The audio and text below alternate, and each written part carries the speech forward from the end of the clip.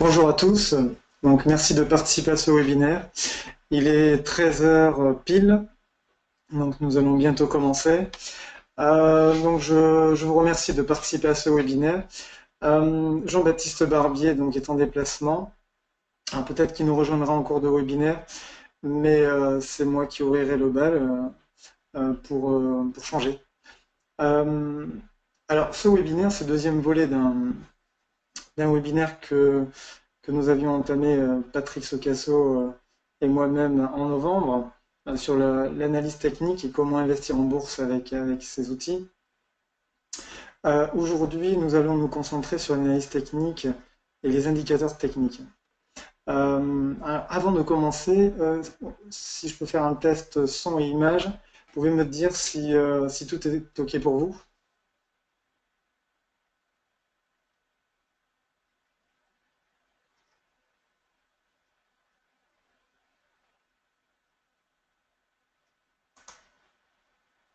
Pour l'instant, je n'ai pas de réponse.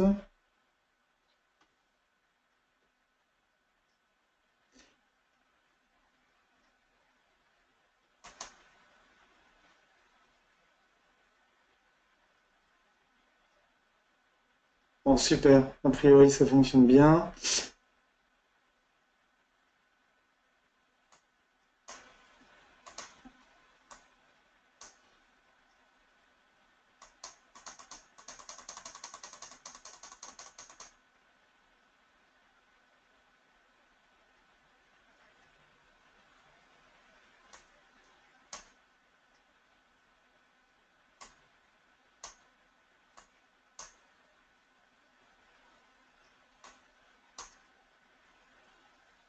Merci Patrick, bonjour.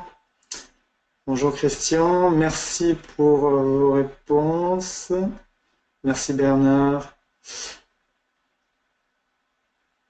Bonjour à tous. Non, super. On va patienter encore un petit peu. Euh, Nous ne sommes pas encore au complet.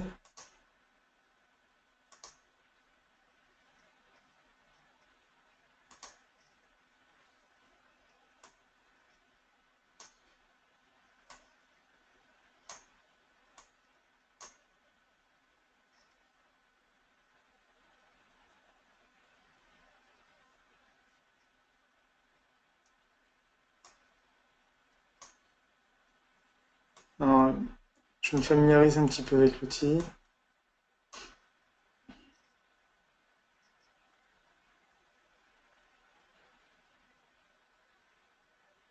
Alors, pour le webinaire, oui, il sera enregistré et comme à chaque fois, il sera diffusé sur la chaîne d'Easy Bourse sur YouTube. Donc, vous pouvez retrouver l'ensemble des webinaires qui ont été présentés sur la plateforme Easy Bourse. Vous les retrouvez sur leur chaîne YouTube.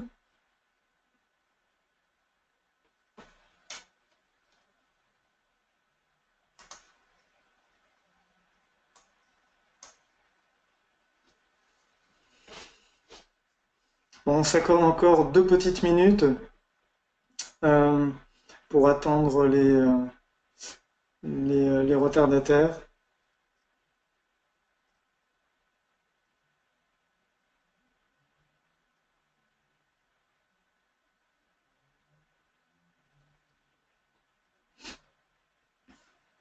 Alors, c'est le dernier webinaire, cela dit pour moi et pour Patrick, pour l'année 2016.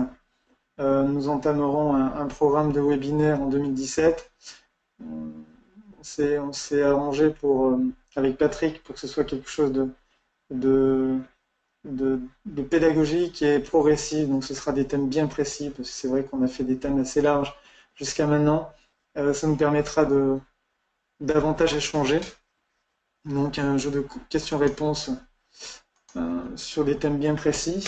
Ce qui me permet de vous poser la question également, hein, s'il y a des thèmes que vous souhaitez voir abordés en 2017, des points, des valeurs, des outils, des analyses, des processus d'investissement, comment bien gérer son capital ou son risque. Voilà, c'est des questions que vous pouvez nous envoyer à Patrick ou à moi. Ça nous permettra de davantage cibler et personnaliser les webinaires pour 2017, euh, parce que c'est un marché quand même qui est de plus en plus volatile, on le voit là. Bon, c'est une journée BCE aujourd'hui, et ça fait quand même, depuis lundi, on a de belles séances haussières. Est-ce que c'est un rallye haussier ou est-ce que c'est l'effet trampoline et Draghi qui nous donne ces belles hausses? Mais il faut croire que 2017 sera bien agité. Je vous invite à aller voir l'analyse Saxo Bank qui sortent tous les ans sur les 10 scénarios, les 10 signes noirs qu'ils anticipent pour chaque année. C'est toujours une lecture assez sympa avant d'entamer une année d'investissement en bourse. Alors il est en version anglaise actuellement et il sortira en version française bientôt. Voilà. Bon, nous allons commencer. Il est 13h05 passé. Donc, posez-moi vos questions sur le chat. J'y répondrai au cours du webinaire. Euh, et je vous souhaite un bon webinaire. Je vous dis à tout à l'heure.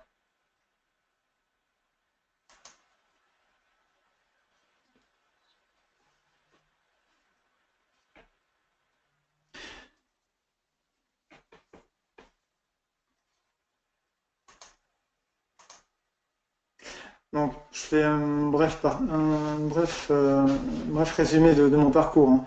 Vous pouvez le retrouver sur mon site web et sur LinkedIn, mais en ce qui me concerne, donc je suis un pur produit de la banque d'investissement. J'ai fait l'essentiel de ma carrière. J'ai commencé à trader pour mon compte propre en 2006, simplement pour des raisons réglementaires. J'étais gestionnaire de portefeuille sous mandat.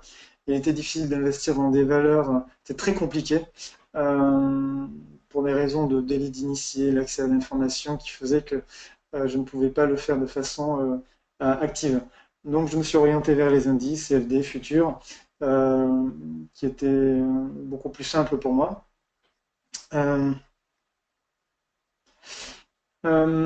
et en 2013, donc, j'ai créé BM Capital qui avait pour but d'élaborer des stratégies d'investissement pour une clientèle institutionnelle. Et dans mon parcours vie privée, en conseillant des amis, en les aidant à gérer leur portefeuille, j'étais amené à former, dans un premier temps, des professionnels.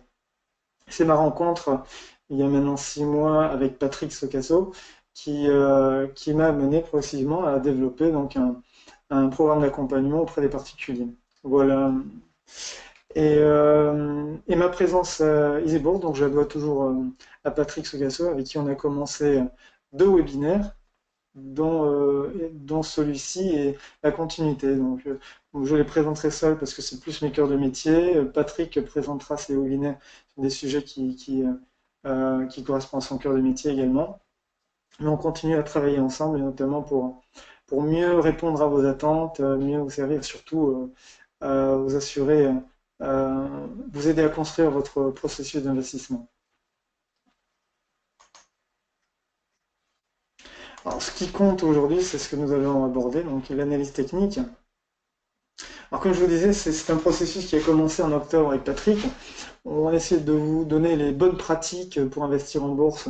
Alors, c'était surtout, d'une manière globale, définir votre profil d'investisseur.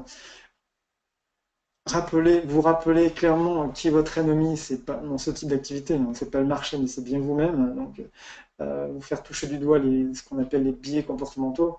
Comment construire un processus d'investissement? Vous, vous donnez les clés pour construire votre routine personnelle. L'importance du money management et l'importance du débrief. En novembre dernier, on est rentré un peu plus dans le processus d'investissement en abordant l'analyse chartiste, donc grâce à l'observation, comment détecter une tendance ou un retournement de tendance. Et aujourd'hui, nous allons voir donc les outils techniques, donc l'analyse technique, les indicateurs techniques qui permettent de confirmer et d'analyser, mesurer la qualité d'une tendance à travers différents filtres. Donc, avant de commencer la partie analyse technique, je vais une petite parenthèse sur le webinaire que nous avions fait au mois de novembre, et notamment, j'avais fait un petit cas pratique sur LVMH. On avait détecté ensemble épaule tête épaule. Un pullback était en train de se former et la suite, ben, je l'ai aujourd'hui, tout simplement. Donc nous avons bien eu un pullback qui a amorcé une baisse et finalement nous avons une belle explosion à la hausse en dessinant, en invalidant l'épaule tête épaule. Par contre, nous avons un beau biseau élargi ascendant.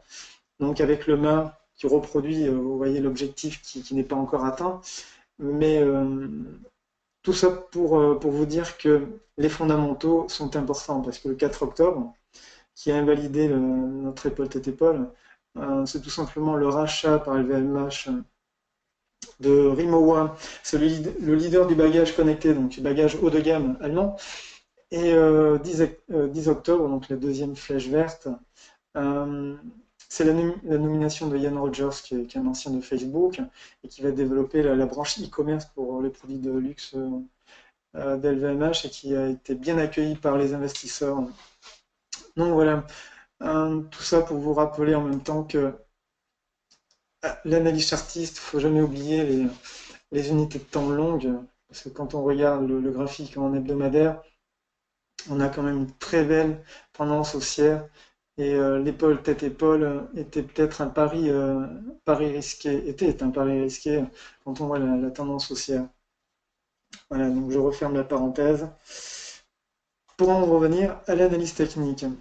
Alors, quand on lit le titre, on peut se demander quel est le lien entre ces différents domaines très scientifiques avec l'analyse technique et notamment son application au marché financier. Le point commun, c'est ça, traitement d'un signal. Alors un signal, oui, très bien, mais quel est le rapport avec les marchés financiers? Alors, c'est pas les marchés financiers, c'est plutôt l'investisseur. Tout ce qui nous entoure nous arrive sous forme de signal et nous les observons avec nos sens avant de l'analyser et le traiter avec notre intellect. Donc prenons un exemple, la météo. Quand on regarde la météo à la télévision, finalement, on observe c'est une observation mathématique d'un phénomène complexe. Prendre une température, c'est un nombre qui nous est donné, qui nous satisfait pas, il fait chaud, il fait froid, mais ça reste un nombre. Derrière, il y a des choses beaucoup plus complexes. Au-delà de la grandeur physique que l'on lit sur un thermomètre, techniquement, c'est quelque chose de beaucoup plus complexe. C'est une fonction croissante du degré d'agitation thermique des particules. C'est l'équilibre de transfert thermique. Enfin, c'est des choses très complexes. Et finalement, on se moque de tous ces paramètres. Ce qui compte, c'est le nombre. C'est le nombre qui est affiché sur le thermomètre. C'est la même chose sur les marchés. Ce qui compte, c'est le prix. C'est le prix auquel on achète, le prix auquel on vend. Et comment a été construit ce prix? Les paramètres sont si nombreux et si complexes que parfois, autant rester juste sur le prix.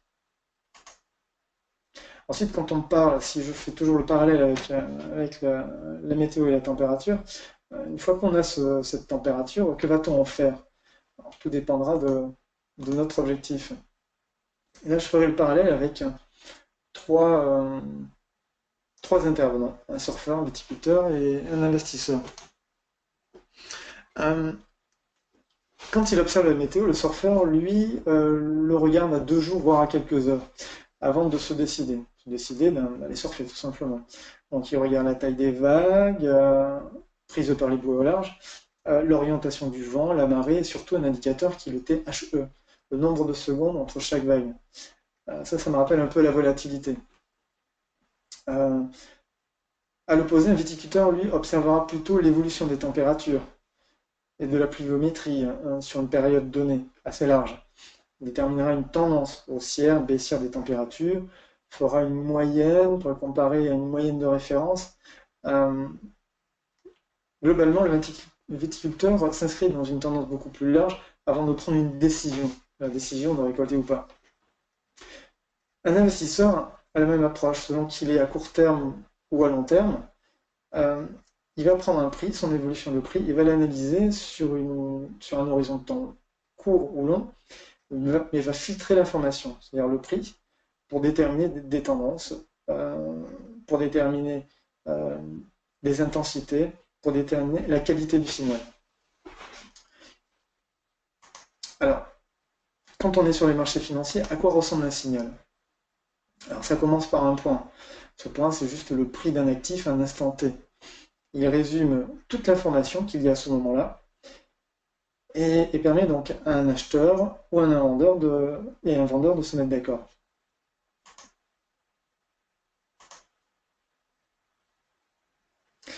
Et là, nous avons une tendance. Donc, c'est l'évolution du prix. Bon, elle est haussière, elle aurait pu être baissière. Et cette tendance, finalement, c'est quoi? C'est juste la matérialisation graphique du consensus des grands investisseurs de long terme. Ils ont une conviction qui est construite sur des informations et qui donne une orientation à un actif. Donc, ça définit une tendance. Et nous l'avions vu la dernière fois, il y a différents types d'investisseurs. Investisseurs de long terme, les grands investisseurs, ce qu'on appelle privilégiés. Mais il y a aussi des investisseurs institutionnels, donc les sociétés de gestion, les banques, et les particuliers, comme nous. Et eux vont être influencés par l'information qui tombe régulièrement, comme aujourd'hui avec la Banque centrale. Certains seront plutôt haussiers, d'autres baissiers, mais cela construira ce qu'on appelle des sous-tendances, et qui va naviguer autour de la tendance de fond. Alors ces informations, vous le voyez, ça peut être des PIB, ça peut être le résultat d'entreprise, ça peut être l'annonce de taux d'une banque centrale comme la BCE aujourd'hui. Et c'est un consensus qui va être beaucoup plus changeant. Alors, ce sera l'opportunité pour les investisseurs de long terme de profiter des phases de respiration pour renforcer leur position. Et là, je vous renvoie à la théorie de Dow que Patrick vous avait présentée au mois de novembre. Mais toujours dans l'analyse du signal, sur les marchés financiers, et à court terme, nous avons les spéculateurs, qui vont être alimentés par des news, par des niveaux techniques, mais qui vont être responsables du bruit. Et le bruit va correspondre typiquement à la volatilité qu'on a sur les marchés, que l'on rencontre tous les jours.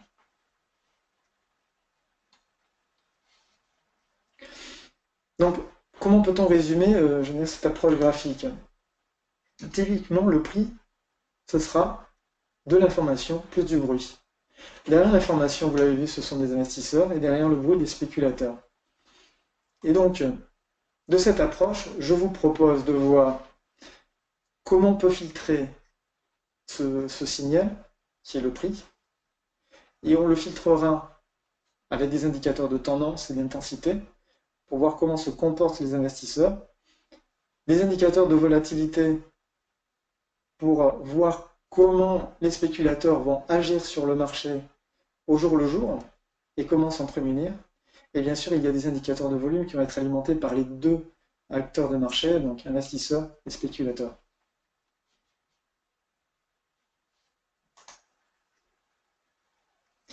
Donc, ce qu'il faut retenir de ma comparaison donc, avec la météo, c'est que ce qui compte, c'est la variation des prix et des volumes sont porteurs d'informations car elles vont nous permettre à partir d'expériences, donc de données passées, de prédire l'évolution future.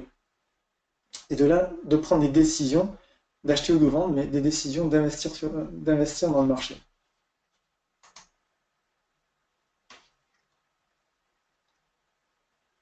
Donc l'analyse technique se résume à quoi? C'est valider une tendance.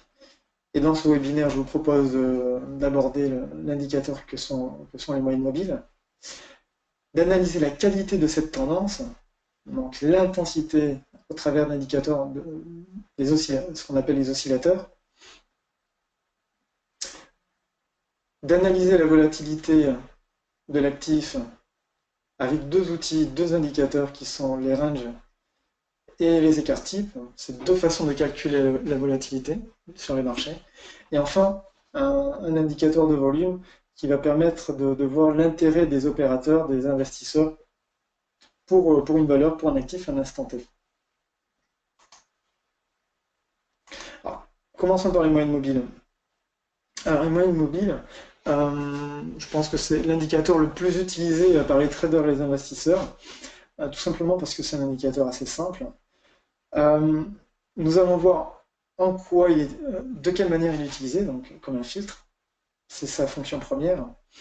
Il peut être utilisé sur plusieurs unités de temps, mais il aura une fonction de repère, comme un indicateur de niveau de prix, un indicateur de volatilité, mais ça je vous le présenterai plus tard dans le chapitre volatilité.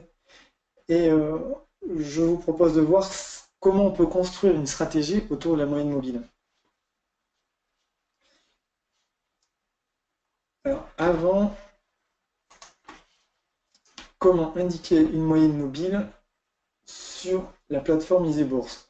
Donc là, je vous ai pris le CAC 40. Je pense qu'à l'approche, dans 20 minutes, il y a Mario Draghi qui parle et ça va bouger. Donc, moyenne mobile, donc on coche indicateur.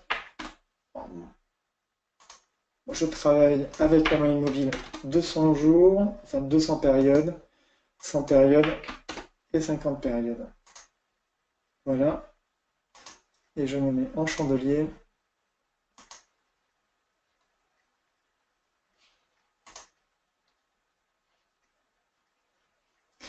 Alors, comme vous le voyez, la moyenne mobile agit comme un filtre. Le but premier, c'est de réduire le bruit. Le bruit, vous le voyez à l'écran, nous avons un graphique qui a des phases de hausse, des phases de baisse. Il est parfois assez difficile de définir une tendance.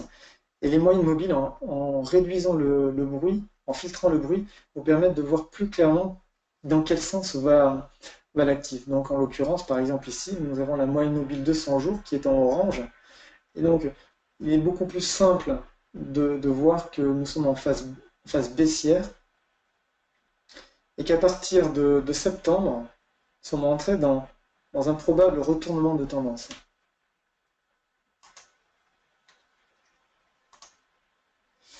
Donc pour les moyennes mobiles, donc, son rôle premier est celui d'un filtre. Il y a trois façons de calculer une moyenne mobile. Hein. Il y a les moyennes mobiles arithmétiques, exponentielles et pondérées. Alors, la méthode de calcul est peu importante aujourd'hui. Ce qui est important, c'est qu'elle calcule une moyenne de cours sur une période qui nous importe. Donc les moyennes mobiles, comment on peut l'utiliser? On peut l'utiliser comme un indicateur de tendance.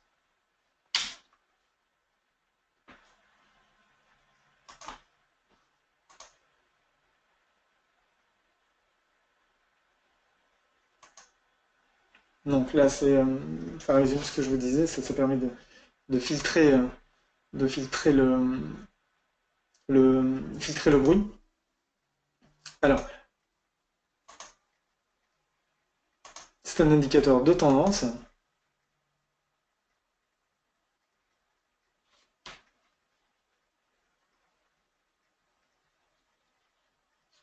Et c'est un indicateur aussi un indicateur de repère, de niveau de prix.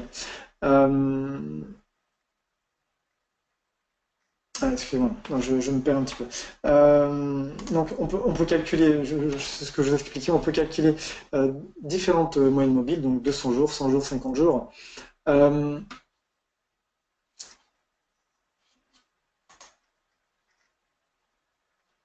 Décidément, quand la technique s'en mêle. Voilà. Alors, et comment on peut l'utiliser? Tout simplement, comme on le voit, les moyennes mobiles de courte période coupent parfois à la hausse ou à la baisse, des moyennes mobiles sur des périodes plus longues, donc 100 jours et 200 jours. Alors comment on peut l'interpréter? Tout simplement, quand une moyenne mobile court terme casse une moyenne mobile de long terme, ça nous donne un signal d'une tendance, soit de retournement, soit un signal de hausse ou de baisse.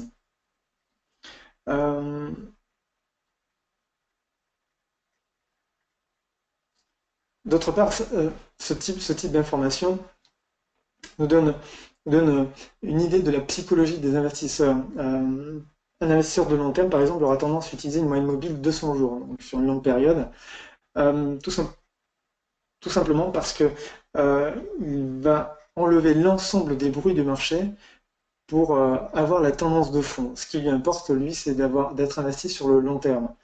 A contrario, le spéculateur, lui, utilise plutôt des moyennes mobiles court terme pour pouvoir utiliser la volatilité du marché, donc avoir plus d'opérations sur le marché, donc il achète et il vend de façon plus fréquente.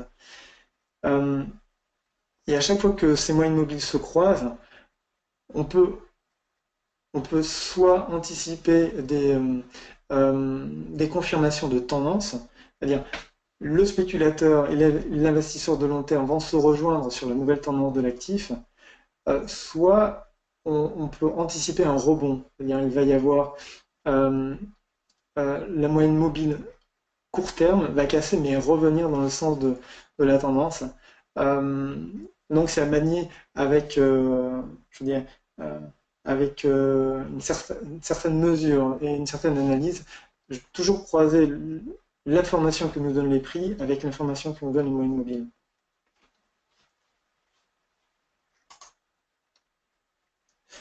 Donc la moyenne mobile peut être utilisée aussi comme un repère. Alors, si ça va bien, voilà. La puissance des moyennes mobiles, notamment sur le long terme, alors, d'une part parce qu'elle est utilisée par un ensemble d'investisseurs, mais aussi parce qu'elle constitue des niveaux de prix assez puissants, on peut utiliser ces moyennes mobiles comme des supports et des résistances. On le voit pour le cours d'LVMH. Nous avons un premier impact donc en février 2016, et à chaque fois que le prix est venu toucher la moyenne mobile 200 périodes, on pouvait anticiper un rebond, ce qui a été le cas donc à 2 reprises supplémentaires. La deuxième analyse qu'on peut faire, c'est que lorsque la moyenne mobile 200 périodes est cassée, on peut prendre cette cassure comme un signal assez fort de changement de tendance. L'inconvénient avec les moyennes mobiles, c'est que c'est un indicateur retardé. Donc on le voit clairement sur cet actif. LVMH tape un point bas en juillet 2016, donc à 130 €, et amorce une phase haussière à partir de cette date, alors que la moyenne mobile 200 jours a son point d'inflexion qu'à partir de septembre 2016. Donc il est important de croiser à la fois la cassure du prix sur les moyennes mobiles, mais aussi les cassures de moyennes mobiles entre elles. Alors, comment construire une stratégie avec les moyennes mobiles?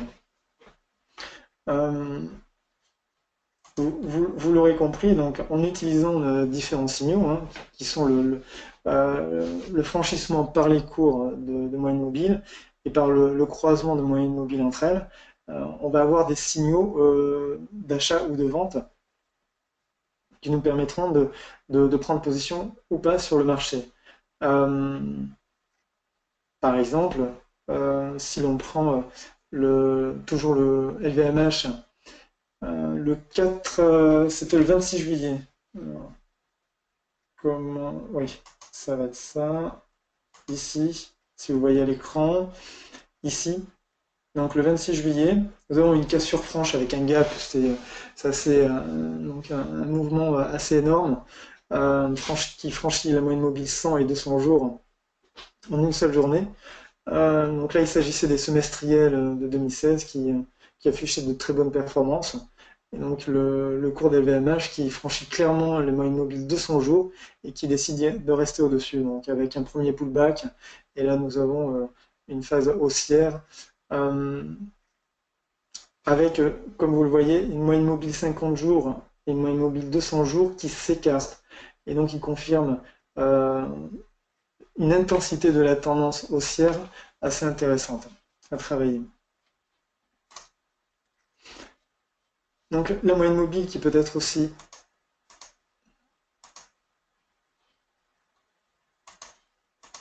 décidément.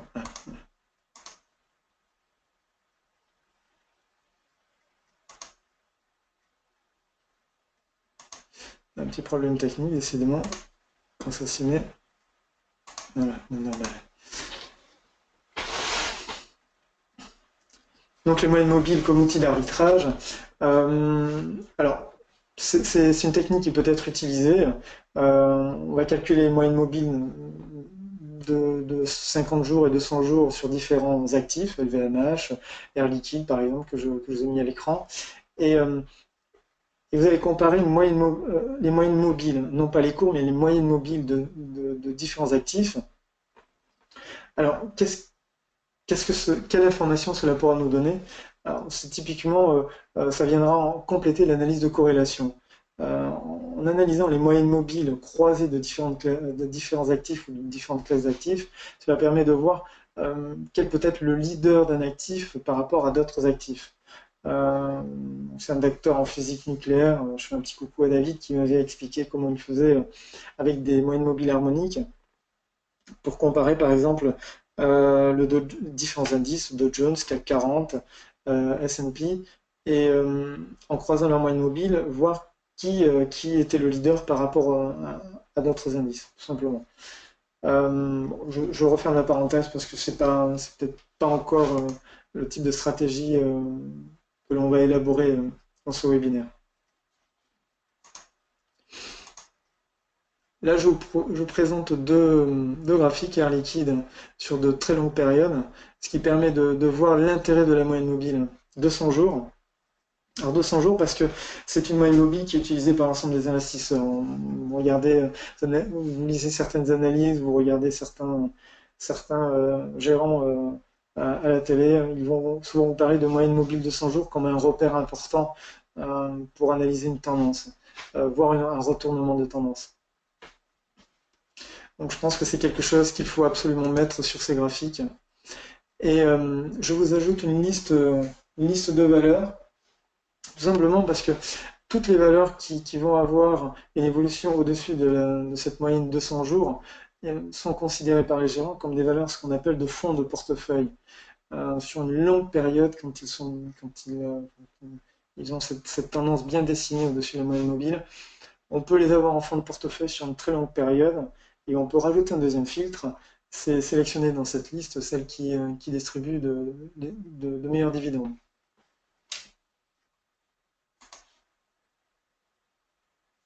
Alors pour aller plus loin, si vous le souhaitez, je vous mets une étude qui a été faite par l'Université de Fribourg sur comment construire une stratégie d'investissement avec les moyennes mobiles. Donc vous avez une analyse statistique, ça peut être, pour ceux que ça intéresse, vous avez les références.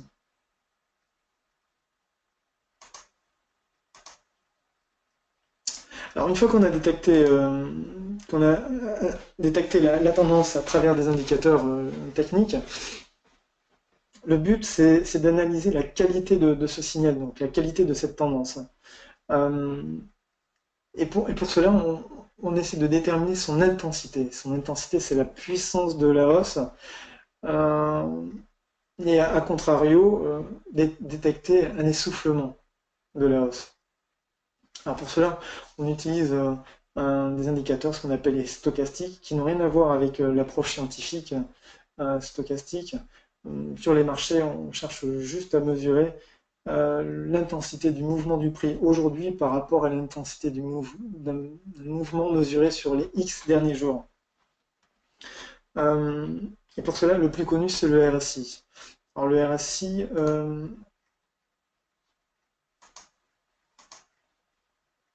voilà comment il se construit.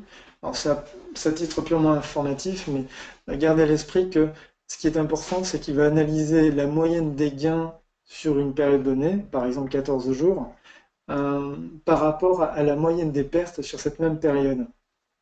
Et donc, si sur les 14 derniers jours, la moyenne des hausses représente 80% de ces 14 jours, typiquement le RSI sera dans les zones au-delà des 80%. Voilà. Et inversement, si la moyenne des baisses est supérieure à la moyenne des hausses, le RSI aura tendance à être proche de la borne de 0. Donc, ce qui est intéressant de regarder dans cet indicateur, c'est que d'une, il nous donne des informations en pourcentage, ce qui nous permet de comparer une valeur par rapport à une autre, mais c'est un indicateur borné, entre 0 et 100, ce qui permet une lecture quand même assez simple de l'intensité de la tendance.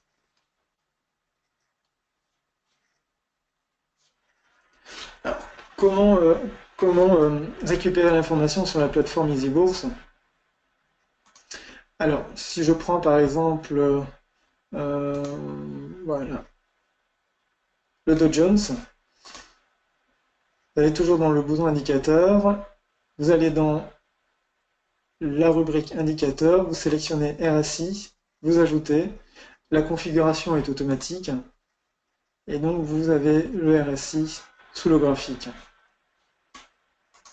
Alors cet exemple est intéressant parce que ce que l'on voit, c'est que le Dow Jones est en zone de surachat depuis plus d'un mois.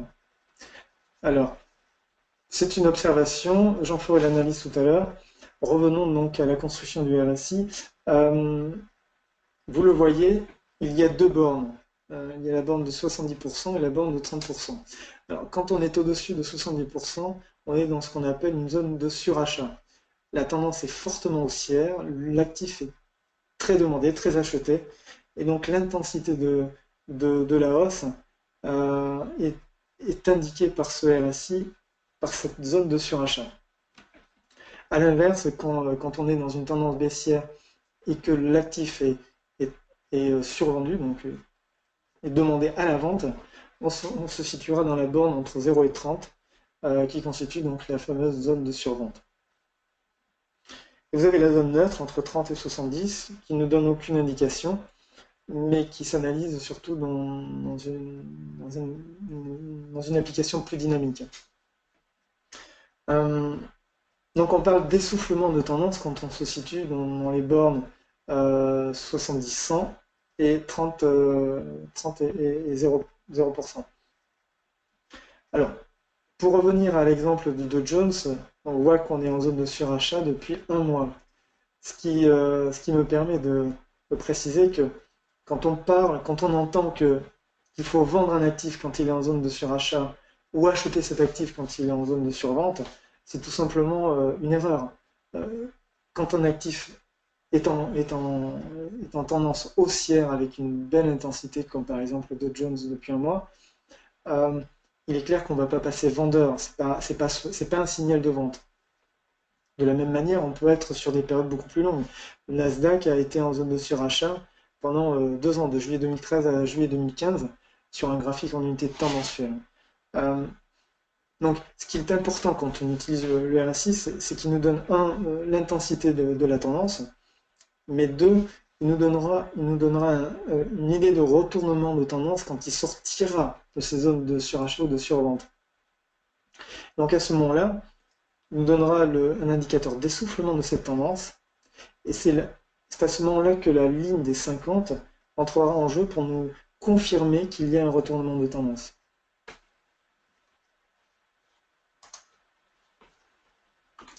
Si l'on prend des exemples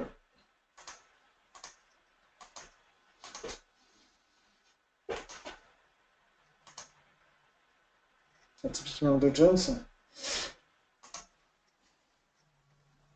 Alors le RSI nous donne donc un indicateur d'essoufflement de tendance, mais surtout il va s'analyser, il va être très pertinent dans l'analyse des divergences, comme on le voit sur le Dow Jones. Donc sur la période de juillet-août 2016, on est dans ce qu'on appelle un range. Il latéralise sur une borne haute et une borne basse de prix, sans donner de tendance très précise, alors que le RSI, lui,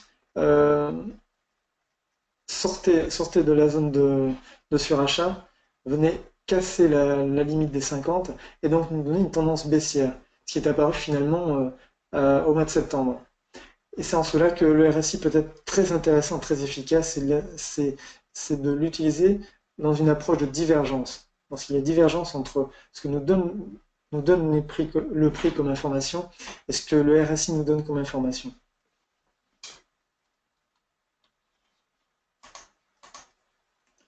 Par exemple sur Air Liquide,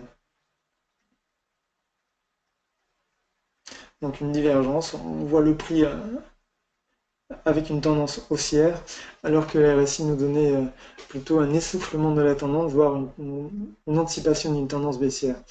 Euh, je vous mets une liste qui date d'hier sur des valeurs qui montrent en données journalières des divergences ou des débuts de divergence et qui serait bien de mettre dans son radar, voir comment ça va évoluer.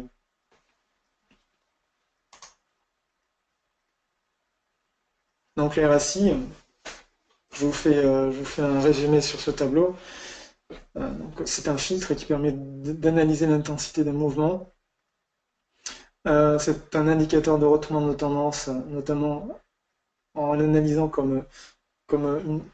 à travers les divergences qu'il peut avoir avec l'information que nous donnent les courbes.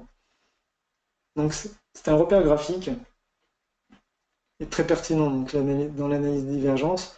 Alors, construire des stratégies avec le RSI, oui, mais c'est un indicateur d'intensité de mouvement, pas un indicateur de tendance. Donc il faudra toujours le croiser donc, avec un indicateur de tendance, détecter une tendance et ensuite l'utiliser peut-être comme stratégie d'investissement. Je dirais plus sur de l'intraday court terme que sur de long terme.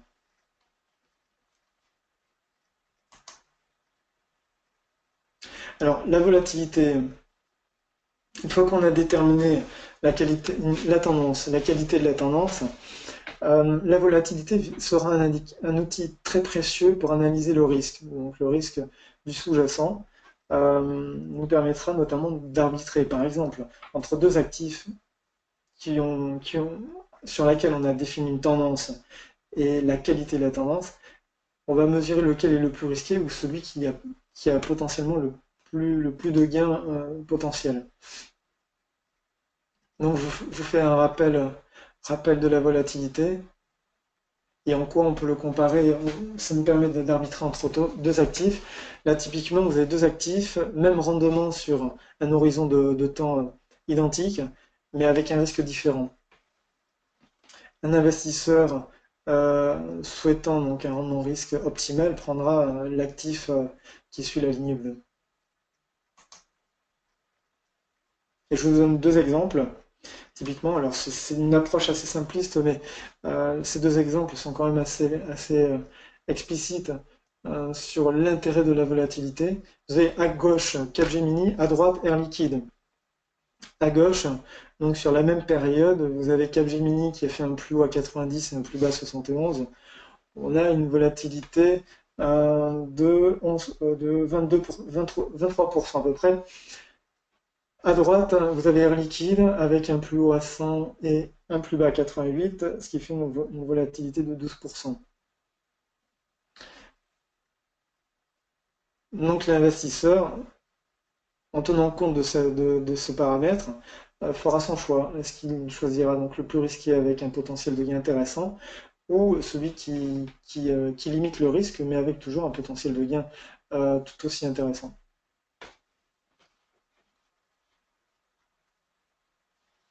Alors, il y a deux façons d'analyser la volatilité, comme je vous disais au départ. Il y a l'ATR qui va analyser la volatilité en euros. Et par exemple, la bande de Bollinger, donc c'est une approche statistique de la volatilité, étant donné qu'on calcule l'écart type. Alors, pour ce qui est de l'ATR, donc l'ATR c'est l'Average True Range. Vous avez un exemple sur Total.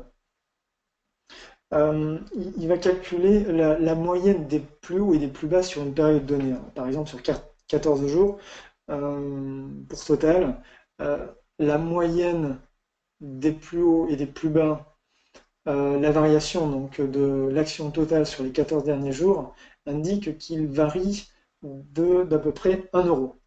Voilà, on est proche d'1 euro. À côté de ça, vous pouvez avoir la valeur Thales, qui, elle, varie toujours en données journalières sur les 14 derniers jours, aura une variation d'à peu près 1,5 euros. Alors, rapporté au cours, vous avez le pourcentage de gain ou le risque inhérent à l'actif.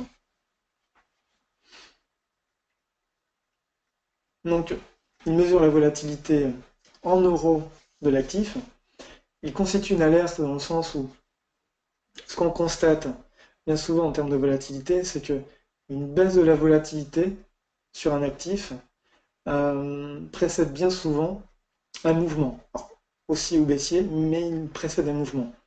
Par exemple, sur Thales, au mois de novembre, vous voyez que de juillet à novembre 2016, il y a une baisse progressive de la volatilité pendant que le cours monte.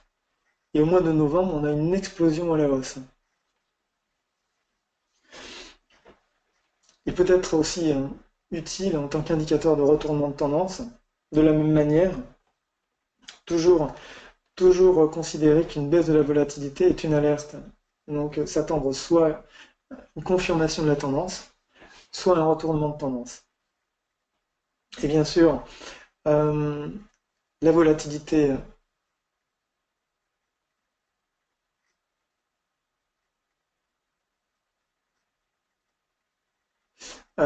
volatilité donc permet de construire son money management.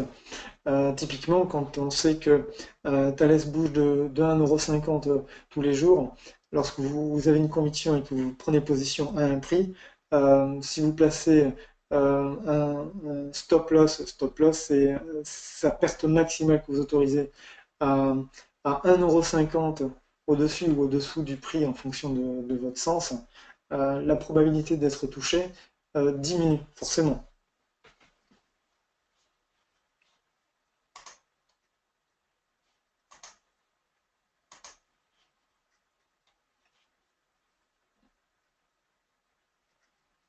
Alors, construire une stratégie avec un indicateur de volatilité, euh, sur un horizon long, il nous manquera la tendance.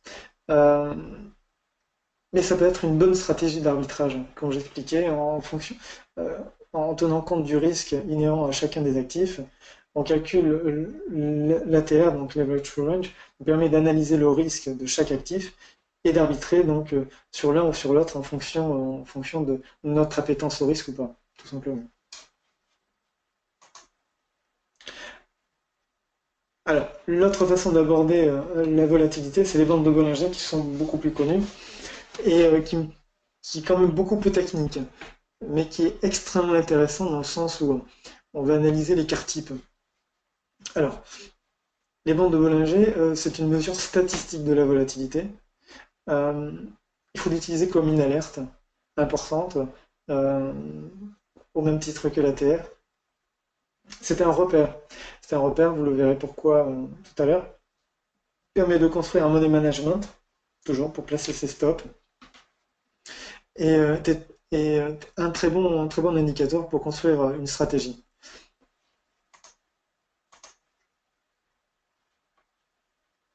Alors, bande de Bollinger, par exemple, sur cet exemple Capgemini.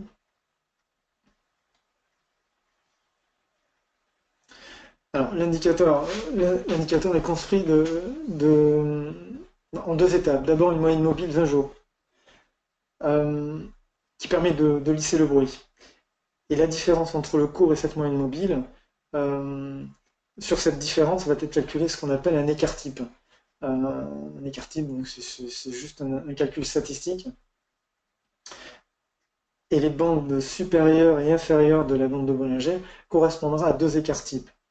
Alors pourquoi? Tout simplement parce que dans la loi normale, en statistique, pas que sur les marchés, mais je veux dire dans tous les mouvements dynamiques que l'on a dans la nature, on a pu observer que 67% des mouvements futurs, et notamment en ce qui concerne les marchés des prix, sont contenus dans un écart type.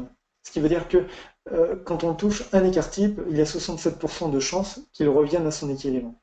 Et de la même manière, quand il s'agit de deux écarts types, on a 95% de chances à ce qu'il revienne à son équilibre. Ce qui veut dire qu'il y a 5% de chances que le cours aille au-delà de deux écarts types.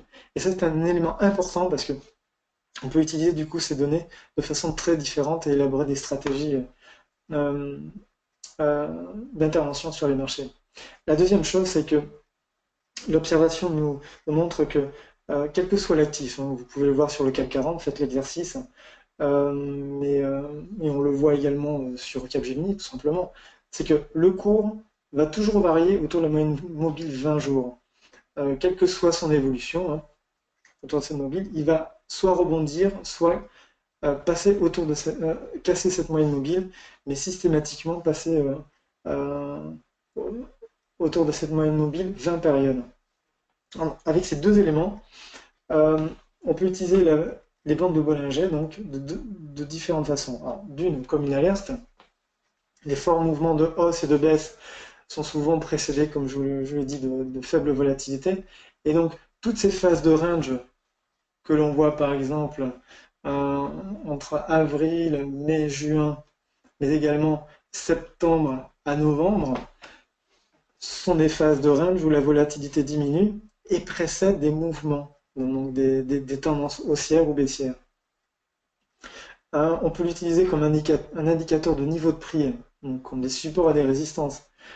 Si on considère que 95% des mouvements futurs ne dépasseront jamais deux écarts types, on peut prendre les bandes supérieures et inférieures comme des zones de support et résistance.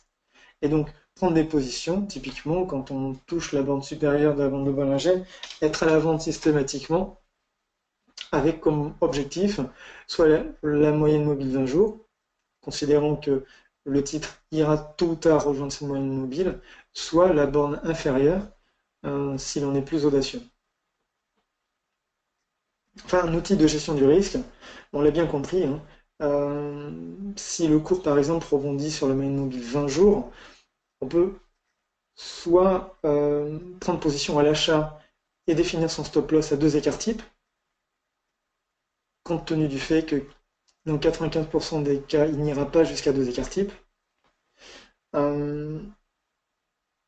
soit être à la vente, c'est-à-dire on casse la moyenne mobile et donc placer son stop loss sur la bande supérieure, donc toujours à deux écarts types. Et donc un processus d'investissement, mais vous l'avez compris, en jouant sur la moyenne mobile 20 périodes et sur les bornes hautes et basses, c'est les prises de position et la gestion du risque qui peuvent être donc systématisées, c'est-à-dire automatisées via l'utilisation de la bande de Bollinger.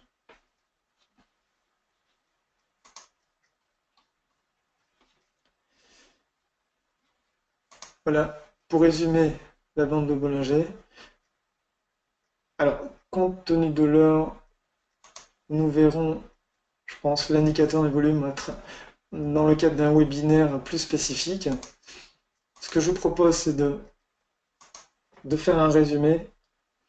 Lorsque vous voulez intervenir sur les marchés, et notamment avec l'analyse technique, vous avez détecté la tendance avec l'analyse chartiste. Maintenant, il s'agit de la confirmer avec des indicateurs de tendance.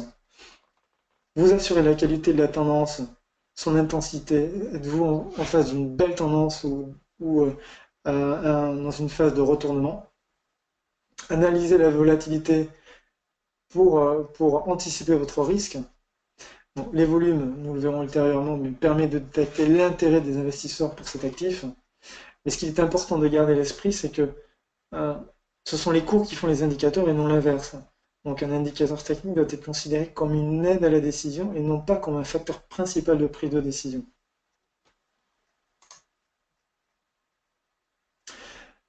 Donc mon partenariat avec EasyBourse, donc je vous rappelle, je suis formateur, j'accompagne les particuliers pour élaborer leur processus d'investissement et coach donc de différentes manières, hein, soit à distance, soit en face à face. J'organise aussi des conférences. On les organise en binôme parfois avec Patrick, ce qui permet d'avoir deux visions, deux approches différentes au cours de la même conférence.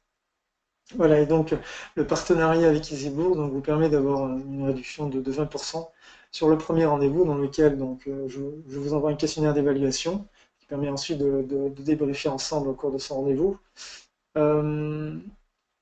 Avec les opérations que vous avez prises, votre historique, ça me permet d'élaborer donc un track record, c'est une analyse statistique de vos prises de position, de vos gains et de vos pertes, et de voir qu'est-ce qui ne va pas et qu'est-ce qui fonctionne et comment se concentrer sur ce qui fonctionne.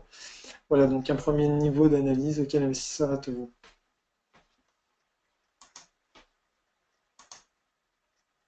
Donc voilà, vous pouvez me contacter à ces différents canaux. Donc, comme je vous disais, c'est le dernier webinaire pour l'année 2016. Je vous souhaite de très bonnes fêtes de fin d'année. Et donc, je vous dis donc, en 2007 avec un nouveau programme de webinaire. Pour ce qui est des e-bourses, vous retrouverez Jean-Baptiste le 15 décembre pour un webinaire sur les premiers pas avec EasyBourse.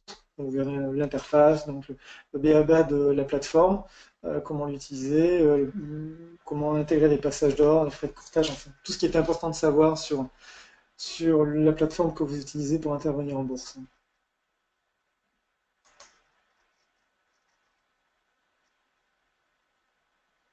Donc il me reste quelques minutes, je vais prendre quelques questions. Euh, donc la notion sur les divergences cachées sur le RSI. Euh, enfin, ce que vous avez dit sur le RSI, d'accord. Alors les divergences cachées, on rentre dans des détails très techniques, enfin très techniques. Il y a une approche, un premier niveau d'approche qui est on observe le graphique, on observe une tendance.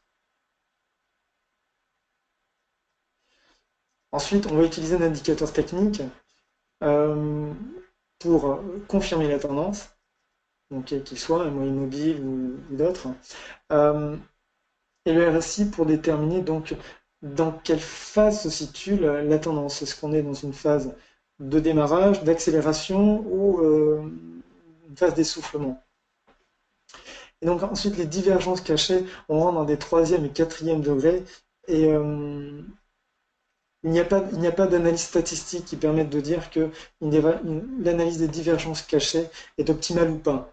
Je pense qu'il est important de rester sur des analyses simples, même si techniquement ça reste compliqué, mais respecter les étapes. euh, Je détecte une tendance, je valide la tendance, je détermine son intensité, j'analyse mon risque, et ensuite c'est des statistiques, des opérations que vous allez prendre de façon régulière en fonction je dirais, ce setup d'intervention qui vont déterminer si vous avez raison ou pas dans votre lecture de vos indicateurs, tout simplement. Alors, quelle est mon opinion sur l'action Thales? Achat, analyse ou plutôt mitigé? Alors, si je reprends l'action Thales,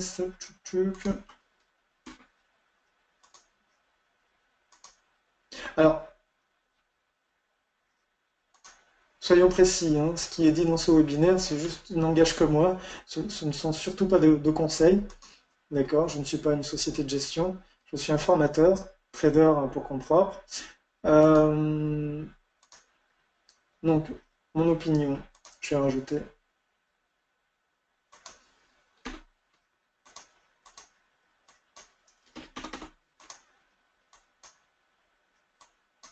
Alors, c'est une analyse rapide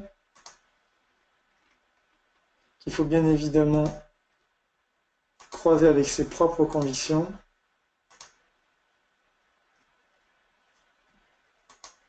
Alors, quand on regarde sur du long terme, typiquement, on est sur le type de valeur que l'on aime avoir en fond de portefeuille.